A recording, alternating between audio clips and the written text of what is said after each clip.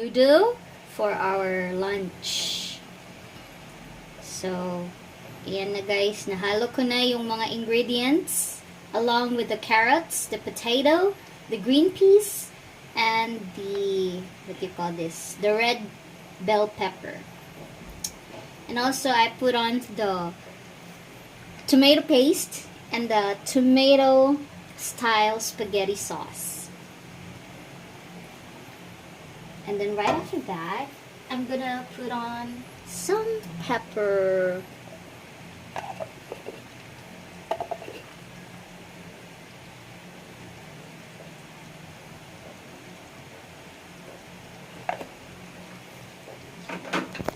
And then mekos.